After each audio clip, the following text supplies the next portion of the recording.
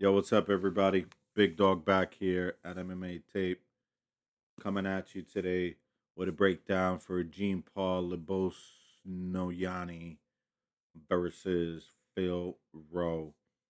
Jean Paul was supposed to fight Austin Vanderford, who's a nonstop grappler, and they've now completely changed this matchup to Phil Rowe, who's a dynamic striker and more experience as well. But we'll talk about that in a second.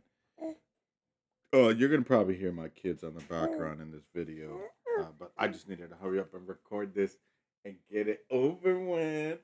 Um, yeah, I got my baby with me. So anyway, so Gene Paul, let's talk about him first. He made his debut in the Contender Series and won that fight.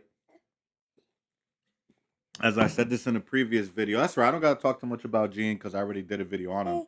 Go watch that. Um, but yeah, he's coming forward wanting to strike, and it was different because he didn't look like that on the regional tape, but in the Contender Series and his UFC debut, he decided to just where are you going? Come back. He decided to fight like that, just go forward and try to knock his opponent's head off, and I'm pretty sure he succeeded doing so. But before that, the fights before that on the regional scene, he no, so this is his UFC debut, perhaps. So, but the fights before that, he was more like that type of fighter who's kind of going around the cage, doing a lot of running, to be honest with you. But taking his time and trying to come in and out of the pocket and just run the whole damn fight. It's really annoying, but effective. Let's be honest about that. Uh, but he like changed that in the Contender Series. He just plotted forward and he came and knocked the dudes out. So I don't know which version we're gonna get. Okay, I just want to say that because we don't know if he just switched up for this fight, that he saw he could do that to Jack Congdon. If he just switched that completely in his arsenal and now he's changing his game plan.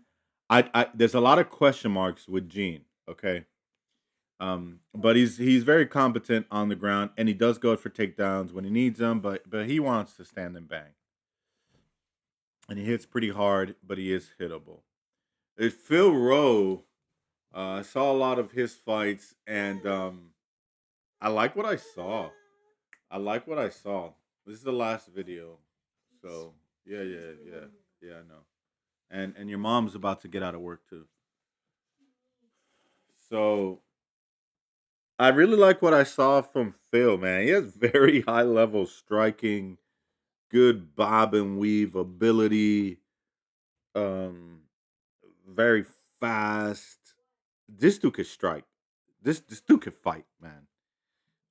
He got a jab, he got a hook, he got power. Only been knocked out once. I did not see that fight.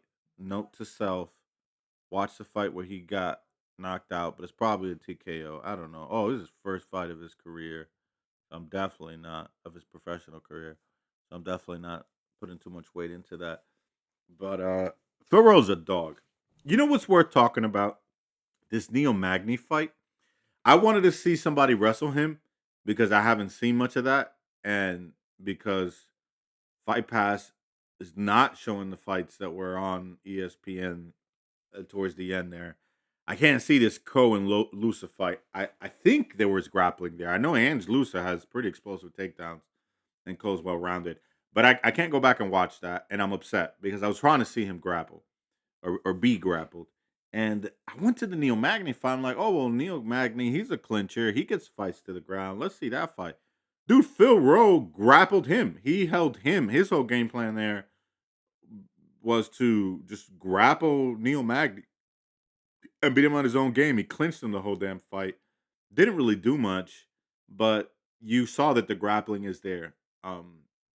He lost that fight because he didn't do much, but I would rather him just do what he normally does. I don't like what he did in that fight, his game plan. Uh, But yeah, who grappled him? I think it was Nico Price. I think I saw Nico Price grapple him a little bit. Um, and he got up quickly, or he defended takedowns really well. He had the underhooks, takedowns. So far from the little bit that I've been able to see from the grappling is what I'm trying to say. He looked very competent, and there's not like a glaring hole in his game in there. But we need to see him get full out blown, OV grappled, and he probably won't win that type of fight. But I don't know because we haven't seen him there. Weakness I did see in his striking. He gets kicked a lot and doesn't check back the kicks. And I saw Gene Paul kick a guy a lot of times. So Gene Paul might want to come with a high kicking game, because if he can get to Phil's feet, then that'll affect Phil's striking, which is his strength and his bread and butter. So that perhaps can really help Gene on the feet, because he's going to need all the help he could get. All right. So we talked about their strengths and weaknesses. What's my pick? Look, I'm picking Phil Rowe. Okay. I like Gene, but it's too many question marks. And Gene is a little hittable, and Phil Rowe can absolutely expose that. His striking is really good. He might be able to do one of these late round KOs that loves to get. Look at that. Most of his KOs are late. So round one KO, I wouldn't bet it. But on FanDuel, one of my favorite bets is the finish, but combine round two and round three. Like, oh, he can get either or, and you still cash. It's called KO round two or three. Whichever of the two he gets, it counts. He's in line for that.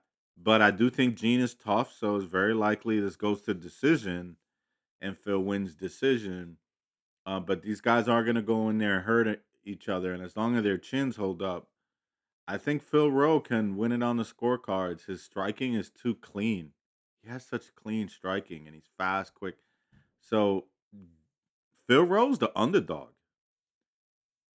That's some dog money right there, bro. I'm sprinkling on Phil Rowe. I'm gonna bet him my favorite plus 5.5 on the scorecards on DraftKings. So as long as he doesn't lose 30-27 by more than one judge that who's looking the other way and ain't paying attention, maybe in the bathroom during the fight, and it's just a 29-28 that he loses, then we're good. Or I hope he doesn't get finished, which I don't think that he will. But I gotta give it to Gene. Gene is a powerful guy. But I think, you know if I had to make a choice, I, I'm I'm picking Phil Rowe KO late, but he can win decision or he can lose by KO or lose by decision. So be careful with this fight, but it's dog or pass is what I'm saying.